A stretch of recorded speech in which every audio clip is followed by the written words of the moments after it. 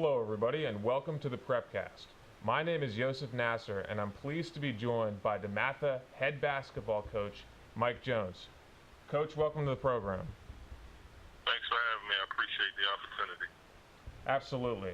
Now Coach, you recently won your 400th game. First off, congratulations. Thank you very much. I appreciate that. Coach, I was wondering, what's the significance of this milestone to you? There's a lot that can go into it. First and foremost, and it's cliche, but I truly mean it. I share this with all the guys that are on my coaching staff, and obviously I share it with the, players that I've had the opportunity to coach for these last, 14 plus seasons. So it's something I share with all of them and the Dematha community. Now, if you could point to one or two things, what do you think is the biggest factor in your team's sustained success over the years? I just think it's just something that I think is instilled within the Dematha community. Obviously, this is not an easy job. I don't know if people, truly understand that. When we took the program over from Coach Wooten, Morgan Wooten, when he retired, the first couple of years were rough as we kind of found our way and kind of got the talent back in the program. But, ultimately, I think the fact that, Dematha is used to winning and, we're all, most of my coaching staff played basketball here, played under Coach Morgan Wooten, so we know what it takes. I think that made it easier, and we knew exactly what we needed to do. It was just actually going out and executing that. And, we've been able to be pretty successful over the course of the years. Coach, you mentioned following in the footsteps of a legend in Coach Wooten. I'm wondering, as you reflect on this journey and on your milestone, what are some of the memories or the moments that really stick out to you? Obviously the championships. We've not to be cocky or to brag it, but we've won a lot. Since we've taken over. We won 6 WCAC championships in our first 9 years. We played a national schedule every year. We played on TV every year for the last 12 seasons, I believe. We've had, a lot of things that, a lot of programs will be very excited about, and we've been successful doing it. But I think ultimately, if I were to pinpoint just one or two things, number one is the championships, and number two is, how proud we are of our guys that have gone on to be able to play big-time college basketball, play in the NBA, and then the couple guys that we have out there that are doctors, artists, musicians, and things like that. So we've been blessed with some great young men.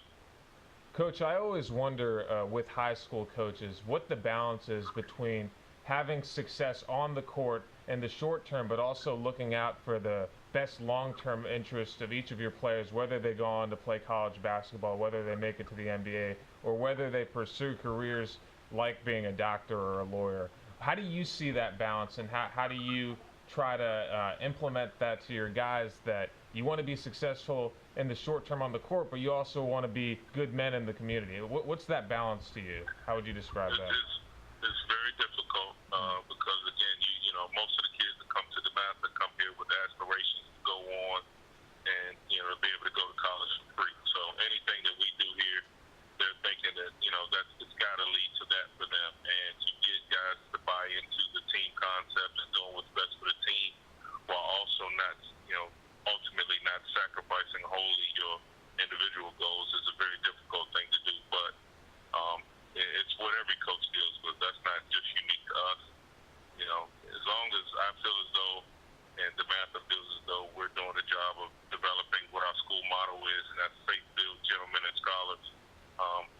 I think, we've done a pretty good job of that. And it's keeping your priorities in order, and that's a carryover from Coach Wooten. God comes first, family comes second, school comes third, and, if basketball is your thing, that's never any higher than fourth. And again, that's something that we preach to our kids.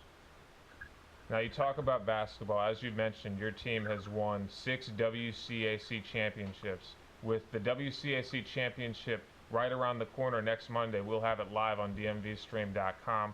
I'm wondering, what do you see as what does this team have to do to make a run? You know what it's like to get there and win. What does this team have to do to win?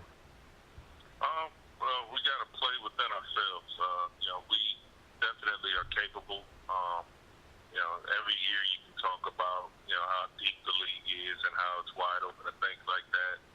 But to be honest, this year I think that's a true statement. 13 wins in our league out of 18 games only gets you to the 4th seed. 12 wins only gets you to 5th seed. And that's in this league. That's crazy, but that's how competitive it is. And I would say any number of 6 teams have the ability to go out and have expectations, realistic expectations of hoisting the trophy on Monday. So as long as my team stays within ourselves, we've got to win on Friday. And honestly, nobody's thinking about Sunday or Monday because Fridays, we always tell our guys the quarterfinal game is the toughest one, and having been through it so many times, that's the toughest one to win. So our focus is on Friday right now, and hopefully we have something to worry about after that.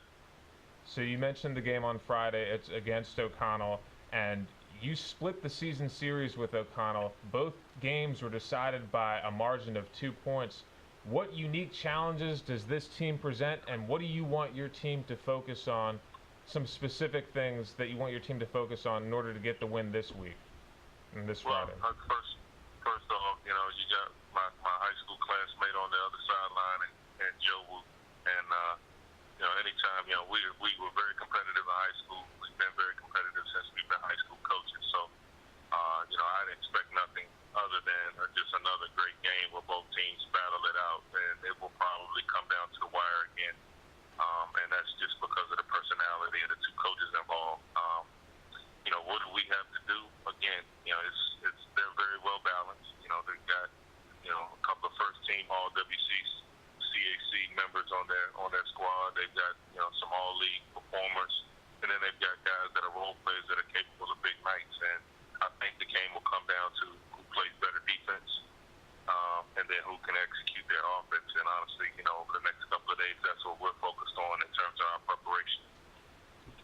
Coach Jones, that's all the time we have for today on the Prepcast, but I really want to thank you for joining us and being really candid with your answers. Best of luck in the tournament, and hopefully we see you on Monday hoisting that trophy like you mentioned. Yeah, I hope so too. Have a good day, Coach. Thank you.